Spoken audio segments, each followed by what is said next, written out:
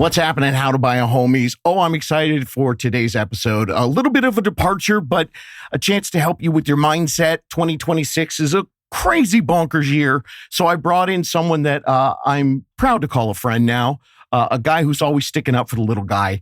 We're going to be talking to Zach Foust today. And this interview, it covers the spectrum. We're going to get into some deep mindset and philosophies, and we're also going to talk facts, figures, data, and numbers, because Zach is a man about all that stuff. He is all over it. So we're going to be talking about first-time home buying in 2026, how to live a life where you're investing in yourself rather than consumption, and how to beat the rigged game. Enjoy this interview. How to Buy a Home educates, protects, and connects first-time home buyers to qualified vetted realtors in their area. Whether you're looking for DIY information or step-by-step guidance, How to Buy a Home is the #1 resource for first-time home buyers. What's happening? How to Buy a Homies? Well, here it is. Another really exciting time. I've got my boy Zach Foust coming in because I saw something he said the other day, and I didn't tell you about this before we started. So you now didn't. no, I did not. So, hi, Zach. Say hello to everybody. What's up, brother? As we just went through a lot of the questions we're going to go through, starts with a curveball. I love it. Dude, I'm good. It's the heat's picking up. The garden's starting to blossom a bit. I've had to kill 2 snakes in the past week, so a bit of a pro and con going on. But yeah, things are good. Okay, well, you know what? I'm going to tangent off of that, because one of the things that I've been noticing, you've been speaking to people. Now, your goal is to help people understand we're in a new game, it's rigged, so this is how you thrive in a new economy. Because you can't do it the old boomer way where you just go to work, punch in, and put your money aside and you're going to be fine. I've noticed you've been talking a lot about land recently. Now, for people who are thinking about buying a home, since you talked about gardening, as a fellow absolute no clue guy who suddenly I spend more time in my rose garden than I do inside my house, and I love it. Talk to us about how land is an important philosophical aspect that you're talking about for people's stability and control over their financial and personal well-being. I think it's a great one. I'll just be frank. I think you mentioned the word philosophical, which I think is a great word. Like, how is gardening philosophical? I've talked to a lot of young men that I've encouraged to simply detach. Detach from mass media, detach from the hysterical echo chamber, social media algorithms, just detaching in the terms of their brain, getting their dopamine receptors reset. You know, that could be going on a walk, meditating, walking, going to the gym, talking with somebody. It could be a slew of things, but gardening is this, I don't know, there's something almost entrepreneurial about it. You're putting work in, you're expecting some kind of result, you're learning from your mistakes, you're adjusting and learning from other people that are doing the same things. And there's a mission at the end of it that you can accomplish. And that can be to be able to feed yourself, feed your family, get out of corporate foods, buy less groceries, feed your community, whatever it may be. And yeah, we have like a little mini homestead going on. 13 chickens, was 13 hens. We discovered one of them might be a rooster, figuring that out. And I got 21 by 24 garden bed, pretty large size. I got a bunch of different beds in there. And I'm one of those people where I kind of wrecking ball myself into knowledge, where I will over encumber myself so heavily that I'm just forced to mass learn. And I've done that now. This is my 3rd year. It's gotten a lot better. I think year 6 is when I'll start really feeling comfy with it. But it's great. We're putting seeds in the ground. I'm watching the miracle of nature. I'm feeding my family. And you're right. I'm simultaneously telling other young men and women, as Iran continues to go on, as inflation continues to peak up, food is going to be more expensive. Supply is going to be down. So by August, September, you're going to be really happy if you put some seeds in the ground. And you're right. I have been pushing toward that because I believe in it and do it myself. Now, I know I brought that up philosophically, but because you and I could philosophize ourselves, and we could be one of those Joe Rogan, like 2 guys for 6 hours podcasts. But there's an understanding of there's a practical, tactical fight against inflation. Just have a little extra food that you make yourself. Mm-hmm. And one of the other things that I'm always talking to people about when they're thinking about buying a home is there are so many things that don't fall into like, oh, this is going to be an advantage I never thought about. when you take advantage of the little land you've got, balcony on a condo or townhome, or a lot if you've got a backyard, suddenly when you start to do that, you have the option. I tell people all the time, like, hey, you be the house where everyone comes over. Instead of y'all going out to the club on Friday night, have game night or karaoke or bump it and make your own club. Well, now you can make your own dinner. And these are kind of the intangible things that you don't think about when you're stuck in an apartment and you're not necessarily going to have any land. So I love that you're getting into the land, especially, as a lot of times when you're talking about different areas where people can buy and they're like, oh God, this place is a dump. And you're like, the land is still the land. Yeah. And dirt is dirt. Yeah. Dirt's dirt. And that's an asset in a country where everyone else is trying to put money into more intangible assets, shall we say? And it goes back to the old school philosophy where people used to be like, well, just buy gold. And, Mark Twain, buy land. They're not making any more of it. And these are It is options. one of the few finite assets that remain. Yeah. Yeah. Yeah. Gang, Zach's been on the show before. If you haven't checked him out, we'll put all his stuff in at the end of the show. We'll put it in the episode. Underneath the episode guide will be all his links in the show notes. But really fantastic. It's not about whining about what's going on. It's about solutions, which is why he and I get along. So speaking of solutions, or should I say maybe myth busting, one more time, my friend. Is there a housing crash coming for the millennials and the Gen Zs so that they can finally buy a home? Don't smirk at me, bro. Well, I am because I understand, because of my position. For those who don't know, I'm a real estate agent. I'm sure you have many real estate agents and other real estate professionals on the show. So the commission breath that is assumed to be a part of whatever I'm saying always follows me. So when I say this, it's initially going to come off as salesman. But let me finish. Let me cook, as the kids would say. All right. I'll even jump in there. Nobody pulls out a notebook more than Zach and deals in facts. You are a fact master, Jay. This is not a commission sales breath. But I'm not a fortune teller either. Amen. I'm not a fortune teller either. But you're right. The thing about economics is there's never a direct comparable throughout history, because throughout history, there's just so many different variables that are changing. One simple one for the labor market and how it's tracked. The gig economy. It's not properly tracked in our unemployment numbers or inflation. A lot of it's based off surveys. You probably know shelter, which is about a third of the CPI index given out by the BLS, the headline inflation number we get, a third of it is shelter. And the shelter number they get is from the homeowners themselves, not sales records. And it's a guess. It is a guess. And that's why it's so much more, it's so much higher than what it's being reported. Yeah, I just looked this up the other day. 30% of shelter in the inflation is based on actual rent data. The other 70% is going to homeowners and say, how much do you think you can rent your house for? Yep. So I am not a fortune teller, but I would say no, the housing market's not going to crash. Here's why. None of the variables that we saw before the two housing crashes we have on record are being met today.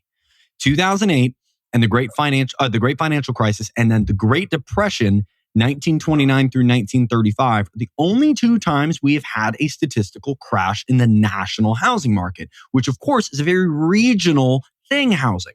There is no CEO of housing that can just say prices are going to move X or Y. Very regional. So immediately when I say the housing market's not going to crash, someone's going to comment about Southwest Florida. Yeah, they overbuilt. No one wants to move there. Insurance and hurricane risk. Big difference. People talk to me about Nashville, Honolulu, California. There's different aspects happening locally that are forcing those changes. On a national scale, there are set variables that we need. Number one, we need a lot of unemployed people. One thing that we can see from 2008 and the Great Depression is we saw double-digit unemployment. A quarter of people were unemployed throughout the Great Depression. That's one thing that I don't think any Gen Z or millennial wants, because guess what? They're first on the chopping block if that were to start happening. And secondly, I don't think companies are going to be under the same type of pressure that comes with that said unemployment, because we now have things like AI tech and automation that are slowly weaving their ways into substitution for some of those roles. So I think the unemployment that could come might even just be different kinds of unemployment, not because the business themselves needs to cut people, but more they see more profit potentially if they were to cut those people, if that makes sense. Yep. The other thing that we don't have is buyers who cannot afford their homes. So in 2008, in fact, we have quite the opposite. In 2008, for the past 4.5 years, there had been this SEC margin rule change that allowed for banks to invest with money that they didn't have at a much higher rate. And in 1999, just 9 years prior, there was a repeal of an act called the Glass-Steagall Act, which was a part of the 1933 Great New Deal, post-Great Depression, which forced banks to be one thing or another. They couldn't be everything all at once. You couldn't have the savings accounts, originate mortgages, and sell insurance. You can't do all of it. Glass-Steagall got removed. Now banks can be whatever they want. So we have banks that can be whatever they want, that are now allowed to invest with money they do not have. And they're allowed to sell mortgages that don't even require looking into what they make. Don't care if you have a job. Do you have a credit score and a pulse? Sick, here's a mortgage. And on top of all of that, they were given mortgages that were adjustable. So when rates started to go up because companies started to get tight, because liquidity was tightening, it forced rates up, and that affected the next mortgage payment of that homeowner. So now we have unemployment because companies are laying people off, plus layoffs, and those layoffs leading people needing to sell their homes, on top of people needing to sell their homes because they can't simply afford the mortgage payment, all while for a year and a half, most major banks weren't even giving out mortgages post-2008. So the demand was gone. Market froze, prices declined. Today, we have the opposite problem. We don't have a bunch of people in homes that are just waiting on a ticking time bomb to not be able to afford them. We're sitting in a housing market where anybody who bought or refinanced before 2021, 2022 is sitting on a $1,200 payment, a $1,400 payment, in an area where rent for a one-bedroom apartment might be $2,350. And they are affected by home insurance and taxes, but not nearly as affected as a Gen Z or millennial looking at buying their initial home, say post-2023.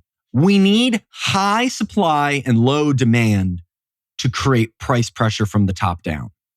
And right now we have 1/4 of the supply that we had at the peak of the great financial crisis, and 50% of it's new construction. So we don't have a large amount of actual real sellers that are panic selling like we had in 2008 years. And we also have a group of individuals that aren't sitting on ticking time bomb mortgages. In fact, they're sitting on gold mines that they don't want to sell. So how we get that giant increase in inventory when, say, 40% of all single family homes don't have a mortgage, when 1 out of 3 homes is being bought by an investor, even though that number starting to slowly shift is a very alarming number and a record high for 2025, I don't see how we get a lot of panic selling. Mortgages are more structured.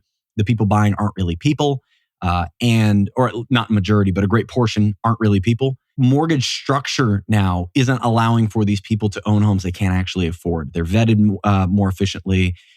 And if I was to leave with one little tinfoily part is, if it did, it would probably be some controlled demolition so that the big wigs and the big investors and corporations and private equity firms can buy up homes on discount. So that's something you should cheer for. Interesting. Yeah, you're right. Yes, they would figure out a way. Well, it's what happened after 2008 and the Great Depression, both times. So again, I know you can't put today's economy in a direct comparison with any other economy. So it's already apples to oranges comparing today versus 2008 or, of course, the Great Depression. But there are factors that are present each time that have to be met for the basic supply and demand of creating price pressure downward. And it's not happening with the cost of labor, that's going up. It's not happening with the cost of materials, that's going up. It's not happening with more supply being available. People are holding on to it. There's no more dirt becoming available. Builders build for profit, and those are bigger homes. And the top side of the K is able to buy them. So we have a low supply, low demand market, and that means we're probably going to stay in this freeze.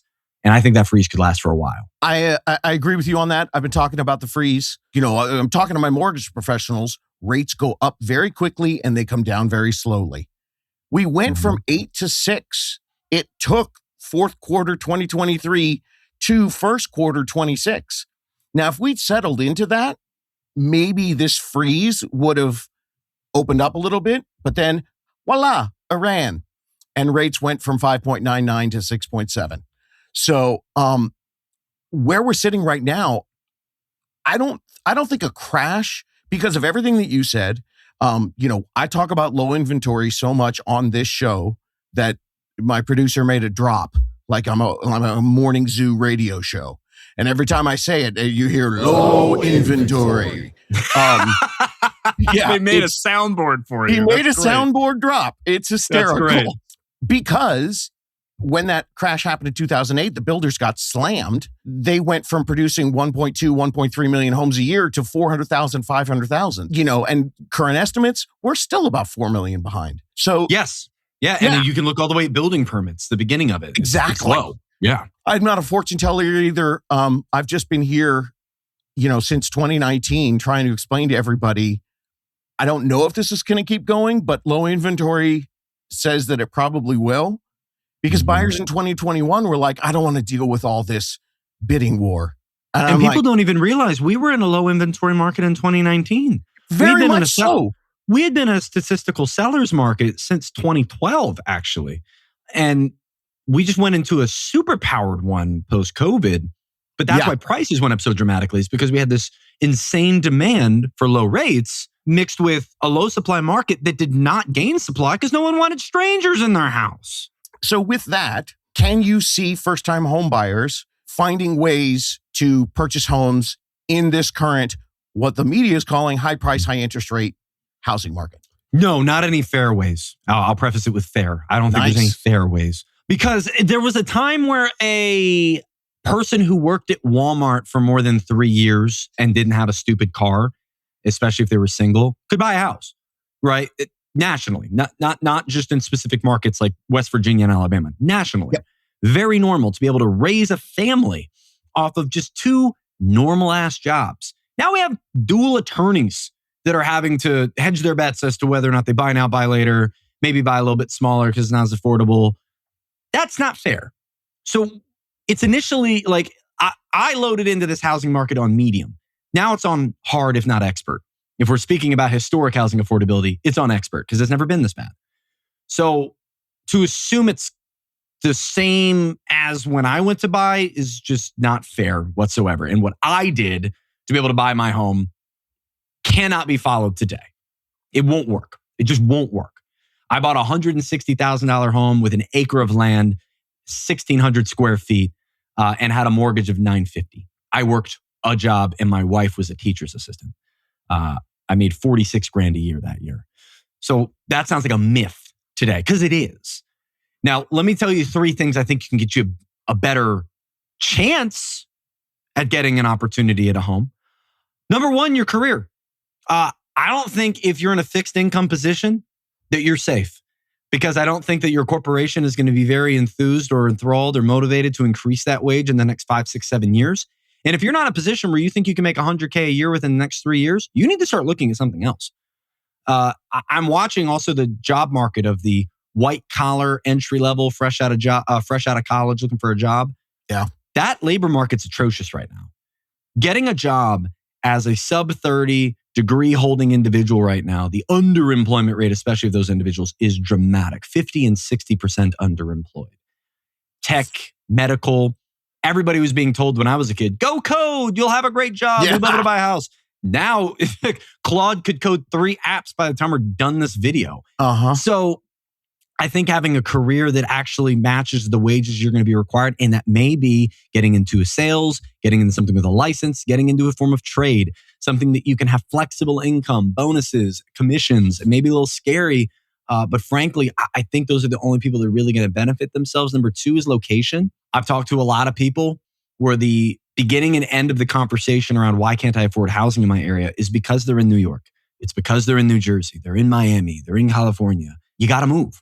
I don't have a better answer for you. You got to move. That's the exact strategy the rich people are doing right now. We're seeing it happen in Delaware. Wealthy individuals in New York, New Jersey. Why don't I just go buy in Delaware? It's cheaper. I can live cheaper, lower taxes, and a lower home cost. So that's what's happening. That might be going from South Dakota to, I don't know, Alabama. I don't know. Or maybe it's just as little as going from Virginia to, say, North Carolina. Regardless, you may have to look at location. And number 3, the best hack I can give anybody right now is living with family. I think the stigma around you have to go rent the moment you turn 18 or 21 or whatever age, if your family's not kicking you out, don't let the stigma of living with your family kick yourself out. Paying $2,200 a month for rent is eating $2,200 out of your potential savings, investment, growth in yourself, savings for a down payment, or even just buying into gold, SP 500. There's other assets that inflate that aren't real estate. Yep. So having money to utilize toward these things so you can get on the ride of this inflating economy, I don't want you soaking into rent. I don't. I think it's dumb. I think some people have to do it because they cannot buy and they don't have family to live with. And that sucks. And again, is not fair. You should not have to be one of the higher echelon income earners in an area to be able to afford rent. I think there should be legislation that says the median income of an individual in that county, there can't be a rent that's charged that's more than 30% of the income of that median person. I think it's absolutely oligarchic capitalistic greed that is creating this rental market. And as you said, on the housing side for purchase, supply problem. And that supply problem can get whittled down to many elitist intrusions into the housing market as well. Yep. The thing about it is, none of this is changing. The game is rigged, and we have to do something because nobody's coming to save us. There's nothing coming to save us. And if you think, well, we need to revolt. Well, I mean, I don't think that's going to help you be able to buy a home either if we ended up having some national revolution. So I'm on the side of you should be preparing regardless. You should be building your credit. You should be putting money aside. You should be trying to invest into assets, and you should be trying to gain more income just for your own lifestyle's sake. But at the same time, let's say housing were to crash. If you position yourself well, you can take advantage of it. If you just get mad at it and say, this is shitty, I'm never gonna be able to afford it, and you don't prepare yourself, maybe in 3-4 years' time, I'm wrong and it does, you ain't gonna be ready. That's the thing is, I've been doing this particular podcast for a long time, 20 years helping first-time homebuyers. And at the very beginning of my career, people were like, well, I don't know, maybe we'll revisit in a year. And I'm like, okay, what are you going to do for a year? Because coming back to me in a year, if you haven't done anything, look, I don't care if you ever buy a house with me. Start doing something now, because what's the worst thing that could happen? If it does crash like you think, great. Now you have all this money together, because I'll tell you what happens when the market shifts. When rates hit 5.99% and everyone started calling and reaching out to howtobuyahome.com, half of them weren't ready. When I told them 6 months ago, get ready now. So I totally agree with you on that point. And it does suck and it's hard. And that's why you and I both decided to grab a mic and try to make a difference in a way that we could. You're so into these numbers, so I'm curious about it. Let's jump into the inflation stuff. As we record this right now, we just went from 3.8 to 4.2%. The Fed's talking about raising the Fed rate, which is new. And like we mentioned, the Bureau of Labor is reporting that the cost of shelter is up 4.3%, even though it's a made-up number. So what gets really interesting is, I know that you talk about a lot of stable ideas. Where do you fit housing in that as a hedge against inflation if people don't have the ability to live with family, or they're in a situation where their job needs them to be in, say, Chicago, and they've got to rent? So moving into that market, where do you put home ownership and getting a fixed monthly payment out, working as a hedge against the inflation that is coming? To your first situation, someone's got to move out to Chicago for their job, I'd say the advice goes to living so far beyond or below your means as possible. Yeah. And that means if you're single, multiple roommates, that does not mean you're going to rent a normal single family home either. It probably needs to be an apartment condo. I just any way you can avoid losing so much money to paying somebody else's mortgage, all while you're covering the cost of the Wi-Fi and the electric bill and the plumbing and the trash and all these other things. I just hate it. And I think it's going to be really hard to pull yourself out of it. So I'd say that. The other side of it is, if you can buy, the thing about the asset of a home in comparison, like you mentioned other assets, it's not just financial. Housing is one of the few things that bleeds into so many different realms. You already mentioned it. It's where you're going to host the parties. It's where you're going to have your family get-togethers. It's where you're going to have your evening dinner with your daughter and your wife. with your son. It's going to be the opportunity to connect at the end of the evening. It's going to be the opportunity to build that garden. It's going to be where memories are going to be made. It's going to be stuff that you want to customize to make it look the way you want it to look, so it feels like home. Like, this is what everybody wants, right? We're all raised on Sims and Minecraft at this point. We want to play Sims and Minecraft in real life. That's all we want. And I again believe it's not fair where we're at, but I've said it before and I'll say it again. If you can afford the mortgage more than 3 times over, then it's affordable to you and you should buy. And I'm not saying that because I think in the next 5 years, you're going to get 30% increase in your equity, like post-COVID. I think it's going to sail. I think you're not going to go underwater. I don't think there's some big crash looming. And I think if anything, you're not giving money to a landlord. And if you can possibly put some money down, I mean, you're in a situation where you hold equity to where if something did happen, you have a nest egg. It's like a forced savings plan. You're giving a lot of interest to a bank. I hear you. But unless you're walking around with $350K in your pocket, it's probably not going to be an option for you to be able to buy anything other than a mortgage. It's difficult, man. The single man advice is so much different than the young family advice at this point. Oh, single man, multiple roommates, and a Nerf hoop. You got to make a decision as a young man. In my opinion, in this economy, like you got to go one of 3 directions. You got to either go somewhere just insanely affordable, go live in West Virginia, but have a virtual position. Yeah. Number 2, you got to go so far down the totem pole of living standards, all while you're grinding your face off at your career that has a strong path toward 100K or more, and or sales or flexible income that your grind can determine the earnings on. Or number 3, I really still like the opportunity of homie hacking. And if you want to buy and have your friends pay you rent, buy a duplex, rent out the other side, I think that opportunity is still well and available. If you're so financially blessed to be able to do so, I still love that option too. We had some 22-year-olds on the show in Ohio, below the median 400,000. I think the home was 275, 300. Oh, I said home. I meant duplex. Nice. They got a 12,000 all in by using a low down payment program and by using some down payment assistance to help them cover the closing costs. Now, like you said, they weren't in a position where they had a lot of equity immediately, but they also got really lucky in that one half was vacant and one half had a great tenant. Boom, they're in. Bang. They're on their way.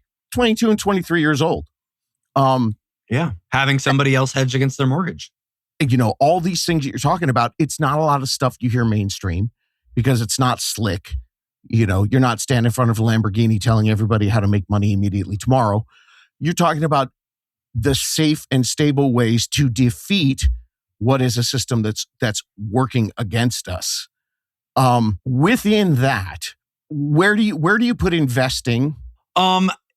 The first thing is the percentage on your debt, especially in this high rate society, is more than likely going to zero out any investment opportunity. What I mean by that is any credit card payment, any personal loan payment, probably any car payment that you're getting 5-7 years financing on is going to be eating into your returns way more drastically and aggressively than what you could earn in, say, investing in the S&P 500 or gold or silver or anything like that. I always advise you should have zero debt that's above 10% in interest before you invest, because that's the given baseline usually historically for the S&P 500. So at that point, you are beating your expenses. The other thing about investing is everybody could start investing today by simply taking their savings account and transitioning it into a high yield savings account, because inflation, as we just mentioned, is at 4.2%. So if your money is sitting in a savings account and it has for the last 12 months, well, guess what? That same money is worth 4.2% less than it was 12 months ago. Yep. And every month you see those numbers, that is just showing you it's slowly dripping and slowly dripping and slowly dripping. If you have a high yield savings account, you're hedging yourself a bit. So I like the initial just banking into the high yield savings account. I like taking care of high interest debts first. And I like to start this with what I call the print money method. Just print out your bank statement. Print out the last 2 months of your bank statements.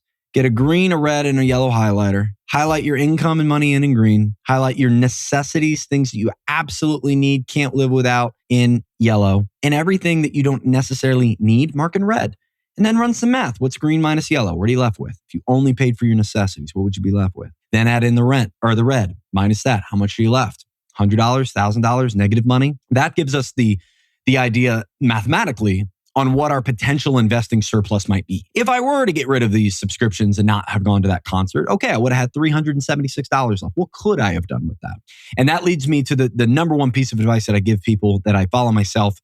Somebody give it to me, just a friend. Be an investor, not a consumer. And it has everything and nothing to do with money. So be an investor, not a consumer. Man, the amount of people that are throwing their lives away day after day, soaking in all the items around them externally that they need to drive some form of feeling within themselves, whether it's scrolling, whether it's watching TV, whether it's getting involved in drama, whether it's watching the news muzzle velocity coming at them and just getting angry at it, which is very easy to. Or all these items from food to drinking to vaping that allow you to just pacify yourself, to learn how to deny oneself those consumption opportunities and instead invest in your future by either doing or not doing something, I think is extremely powerful. And when you can begin to invest in yourself by waking up when you say you're going to wake up, which I've been in a season of struggling with, or eating what you say you're going to eat, or going to the gym when you say you're going to go to the gym, or doing that task, or reading instead of scrolling, journaling instead of going on TV. I think these are slow and steady choices that, again, I want people to be, and it's the corny old phrase, I want people to be a warrior in a garden, not a gardener in a war. I would love for you to have a garden, and I would love for you to also simultaneously be really disciplined. And I would love for you to simultaneously put investment in yourself, in your future, in your family, in your finances, in your body, your brain, and your spirit ahead of consumption. Consumption happens. We need balance. But the more we favor investment, both financially and personally, the better future we're going to have, whether or not there's a war or we're in peace times and it's a garden. I still want you to be a warrior. And yes, money has a lot to do with it, but the decisions that lead to a good financial lifestyle usually stand on the foundation of who you are as a person. 100% agreed with that. I think what is so, tying everything together, because I can't help it, Zach. My head is always thinking about the first-time home buyers. I'm right there with you. I know, man. You're right. We're in an expert mode right now. Everything that you just talked about creating the mindset of investing in yourself, I almost need people who are thinking about buying a home to at least have dipped their toe into that. You have to at least be there, right? Right. It's just a simple question too. It can be as much as a lifestyle as you'd like it to, but I'll give a tangible example, all right? So I'm out driving around, in between showings and I'm hungry. I could make a decision in that moment to either consume a Subway sandwich for $8 or invest that same $8 into my Robinhood account, into an index fund. And I would make that decision. Am I consuming or am I investing? Because if I'm in the mindset of consuming, I'm ready to part with that money. And it could be a concert. It could be a subscription. It could be any one of the things. Like if I'm thinking about getting a new Hulu subscription and it's $19.99 a month and I say no, well, I can easily set up a once a month transaction of $20 to just go into my investment account and forget about it. It starts with the little things and it builds. As you know, you start to make those little decisions properly and it kind of builds on itself. It makes the other decisions just a tad bit easier. And there is no perfection. I'm no perfect man at all in that regard. But trust. But the mindset, I believe, is a little bit at least challenging to the standard habits we walk through day to day, and just makes us think about our life and financial decisions a little bit deeper. People come to me about buying a home and I feel like they're trying to eat the elephant in one gigantic bite. And people talk about investing. You talk to people 24, 25, 26 years old, they got it. And it's like they just want to do one big thing. And that mindset of investing in yourself slowly in multiple different ways, personally, financially, spiritually, growth-wise. When you adjust to that mentality, you have a much easier way to adjust to these next big adulting steps that happen in our life.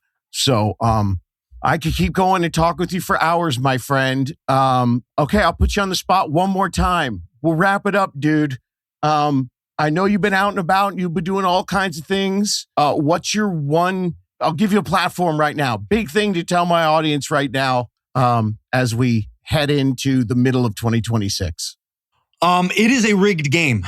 We are living on a monopoly board. This is a capitalist free-for-all that is built on money printing, credit creation, and war endeavors to profit contractors and billionaire Zionists. We're in a state right now where our country is choosing demolition in foreign areas versus domestically investing in the areas that matter to you. They're putting famine for third world countries into play while families here in America are struggling to cover healthcare. We're not fixing our labor force. We have AI and automation in the forefront that's already starting to hurt the entry-level white-collar economy. And if you turn on the news or scroll for more than 15 minutes, there's probably going to be something else that could make you think, wow, what the hell?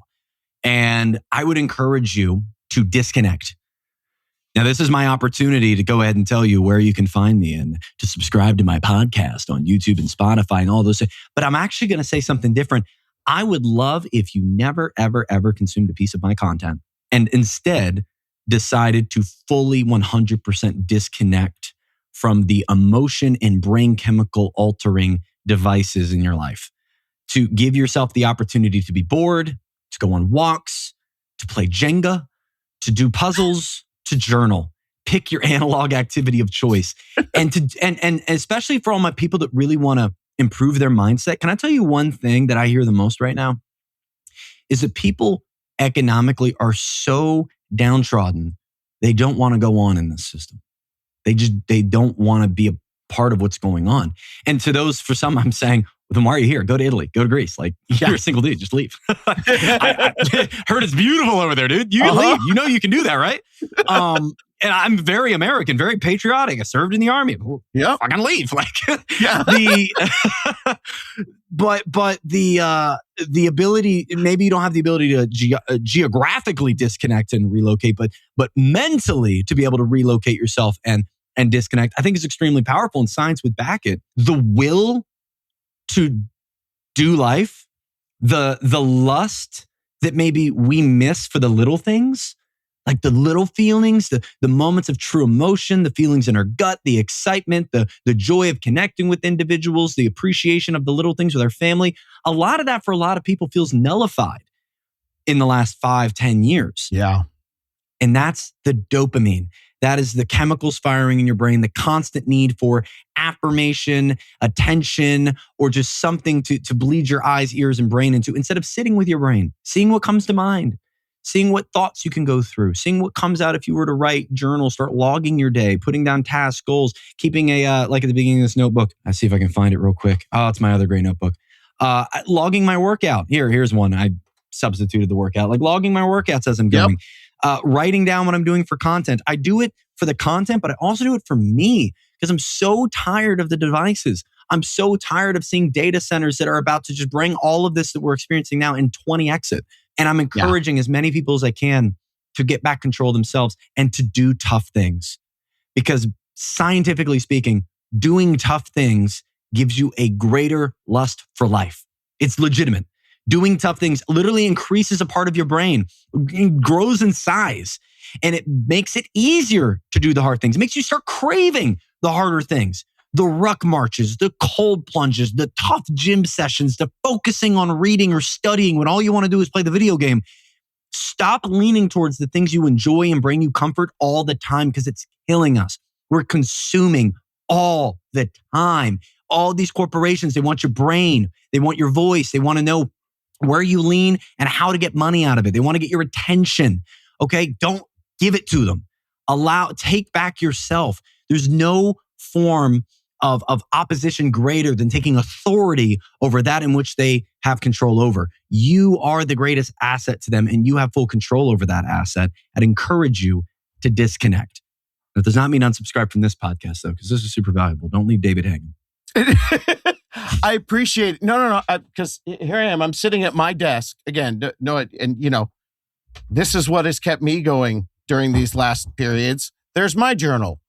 Amen. And, 2 of them. Well, I'll leave you with this story, Zach. My son is in college in New York City.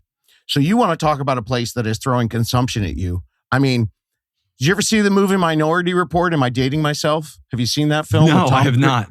Okay, it's Tom Cruise movie set in the future where everywhere you go, you get retina scanned and the ad comes up based on the data that they've mined on you, based on your retina as you walk. So the billboards adjust to you as you walk down the street. New York City is the closest thing to that. He's in a freshman and sophomore, so he's been in dorms, roommates there. He called me and was like, "Dad, I figured out how to disconnect." And I was like, "In New York City?" Yeah, he got out of the dorm. One, took a walk. Okay, but you're still being bombarded. It's not as bad as Minority Report. I'm like, "Where'd you go?" Central Park. Even in New York City, you can find a place to go and sit. He's put my lunch in a bag, go sit in the middle of the grass, eat. Then he goes back. And I'd love to tell you that was because of the 18 years of fantastic parent rearing that I did. I don't know, kid, maybe some professor told him, God bless him. But I believe everybody can do, as you said, and go ahead and unsubscribe. Well, don't unsubscribe. Just come back in a month. But, take some time for yourself. I'll tell a quick story about that too, real quick. Please. I am a Christ believer. I do not associate with the typical Christian nationalist, Judeo-Christian values are associated with the American church. I abide by the 4 Gospels and what was taught, and I try to do what was taught. I don't believe Christ was here to make a religion. I believe he's teaching us how to do life. So in that vein, I was praying, it was 3 years ago, 2023, for something to shift in my brain because I felt I was addicted chemically to tech devices. And I couldn't wean. And it felt difficult, almost felt like an addiction. And I tell you, within 2 days, my phone got this weird glitch where every time it saw light come in, the screen would shut off. It basically reversed the function of it has like a brightness adjuster when you're out in the sun or something like that. Yeah. Something glitched in it. And now every time, and then it got to the point where every 20 seconds, it would just shut off. It would just reset. And I go to my phone supplier and they're like, "Yeah, we can try to fix it. It's going to do 2 weeks." I was like, "Oh shit." And so I was like, "Okay, let me just go to the Apple store." Well, that's like an hour away. So I put it off for like a week or two.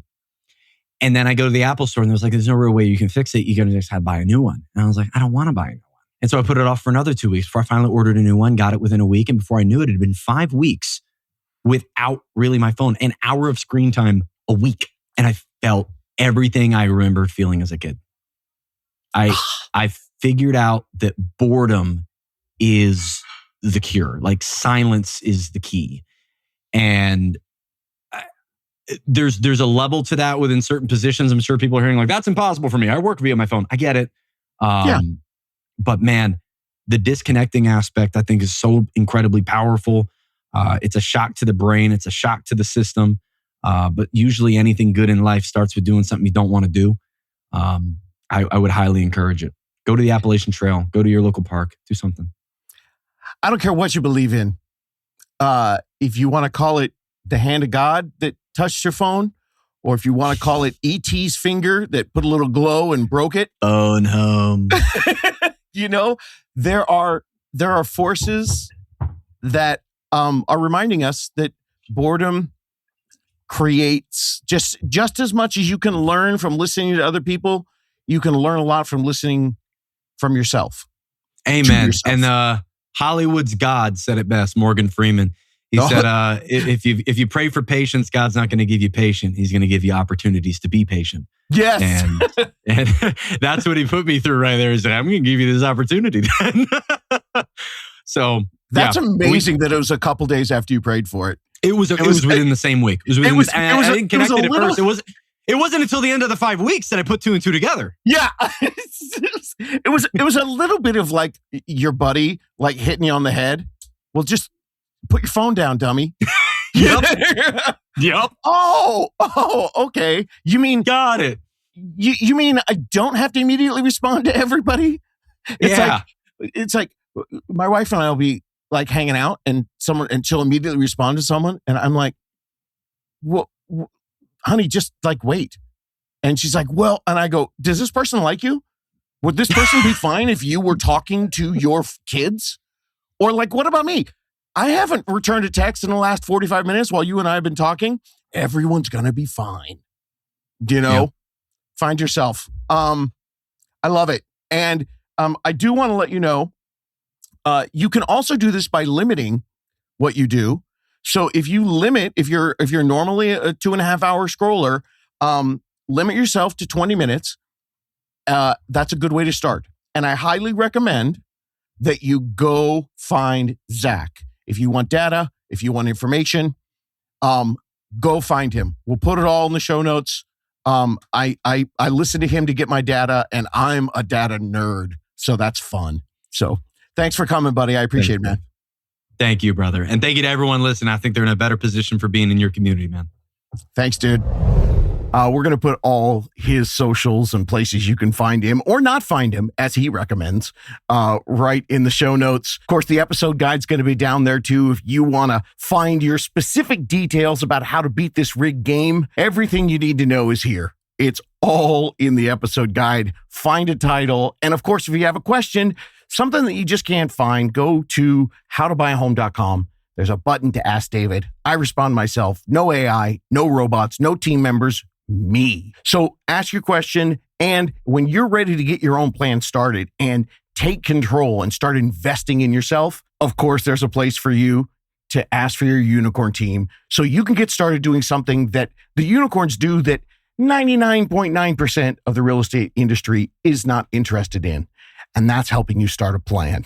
Once again, big thanks to Zach, and man, I gotta tell you, if you're feeling like it's impossible to do anything right now, listen to Zach, because that dude can help you get there no matter what you're trying to do, because he understands there's a new way that we have to approach things as just regular, blue collar, middle class, even high income people in today's world, because unless you're in that 1%, we've all got to find a new way to make things work. Thanks to Zach, and you can do this. Looking for more DIY education or your own personal step-by-step guidance through the home buying journey? Since 2019, How to Buy a Home has been the #1 resource for first-time home buyers. So visit howtobuyahome.com to get started.